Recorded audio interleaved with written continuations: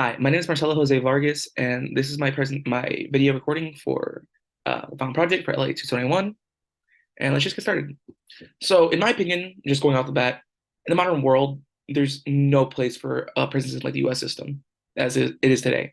There's no place for a prison and justice system based on archaic concepts, based on incapacitation or the petty means of justice, but it should rather be a system based on a healing concept like rehabilitation and reconciliation.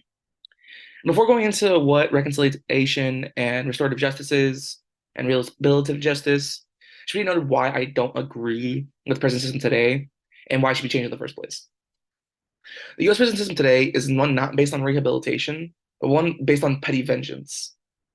And just to explain my point, before I even got into this class, I already had some opinions on the prison system, such as the fact that I know that we are the most incarcerated uh, what people the most we are the country of the most incarcerated people per capita in the world, which is ridiculous considering we pride ourselves on being a first world country and being really progressive.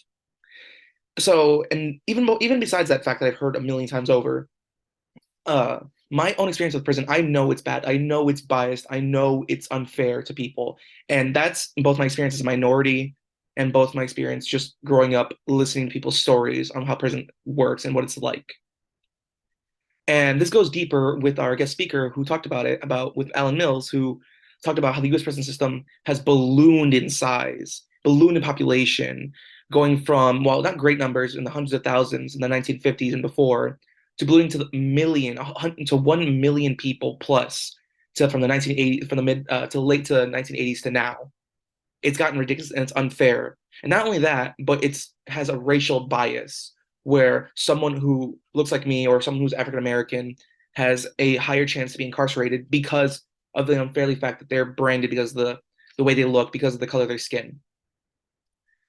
And not only that, but in that racial bias, there's people whose lives are being ruined. The other guest speakers we had with sorry if I butcher the name, Christian Stubbs and Eric Nava, who talked about how they were practically forced into prison because of the mistakes they made, and how in Nava's case, how he was forced into taking a plea deal because his life would be ruined if it wasn't. And just accentuating this point, the U.S. prison system on is based on past prison systems that have already not worked.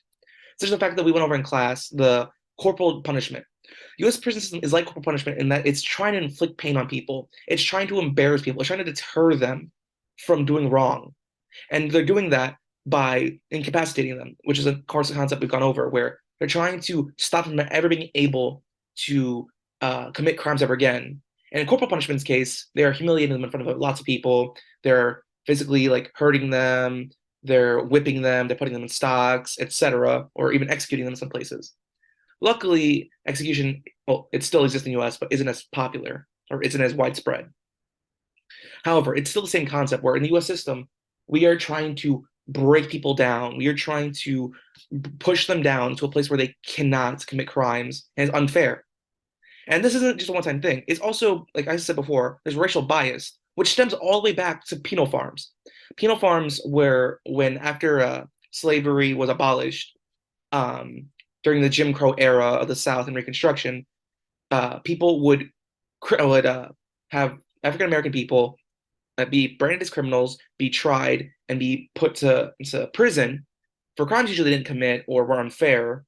And then they would be put on penal farms where they were back to being slaves, which is ridiculous. And it's meant to rob them of their dignity, rob them of their pride, rob them of their humanity, just as US prison systems do today, where we are robbing people of their dignity. We are putting them to work in some places, which, cruel and unusual punishment apparently doesn't apply because there's a exception for um, people to be put to work in the Constitution. They put to slavery in the Constitution as long as it's under prison, which is ridiculous in itself. And so you're seeing the same concept over and over again, where they're trying to incapacitate people by either breaking them down in the prison, like the penal farms, where they're trying to break down former slaves into being submissive, or they're trying to break them down by humiliating them, by putting them into this prison system, like they did with corporal punishment, where they're humiliating them, where they're branding them as people, just like how one of our guest speakers talked about how people are branded where they can't get jobs, they can't apply places, they can't ever be seen the same because they're in prison, just like with corporal punishment. They can't ever be seen the same because they are humiliated. And so that leads me to the solution, which is rehabilitation and restorative justice, rather than this petty vengeance-based justice that is meant to just get one up on the criminals who made a mistake or who didn't make a mistake and were forced into prison because of the racial bias. And I think the best way to talk about this is through what one of our guest speakers talked about, Mikhail Liobansky, so about how it's to find the best solution for the victim and their family. There's no point in punishing someone just to punish them. If you're punishing them just for the sheer point of punishing, you're not getting the full rewards you could get. You're not getting the full fruit you could get. By working with the victim and their family, by getting them to talk to the person who, the perpetrator of the crime, and getting them to either apologize or work through the problems that was put through, everyone does better rather than one person being punished and the victim's family just still being in sadness, still being hurt in grief. And this is, like I said, this involves talking to them. This involves meeting with them. This involves like reparations of the emotional and social kind, where they're helping them through it. And not just that. Say the victim rightfully doesn't want anything to do with the perpetrator, which is understandable. And say we still need a prison system because restorative justice somehow doesn't work. Then that leads me to rehabilitation, which is the idea of instead of just breaking down prisoners and making them suffer for the crimes, it's making them be put in a spot after they get out of prison where they can actually contribute to society and never do that punishment ever again. Because let's face it, being put in prison is a punishment in itself, but being rehabilitated is something that doesn't need to be looked down upon because you're rewarding a prisoner. You're not. They're still not able to be put in society, but they're able to return to society with a better mentality. This involves like programs where they can get college credit while they're in prison. This involves programs where they talk to counselors who work them through their problems, their psychologists who can work them through their problems they had to put them in this place in the first place. It involves building them back up instead of just breaking them down and throwing them back into a cycle where all they can do is what they've been doing their whole life, which is injustice and criminal activity.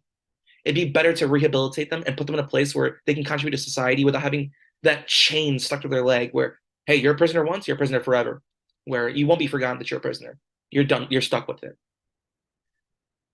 In a world where the victim and the family, in a world, sorry, in a world where there's already so much injustice, we can't continue to fight injustice with more injustice with our prison system.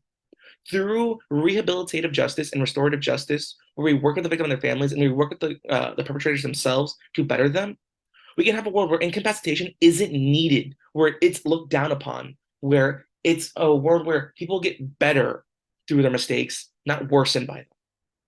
Thank you.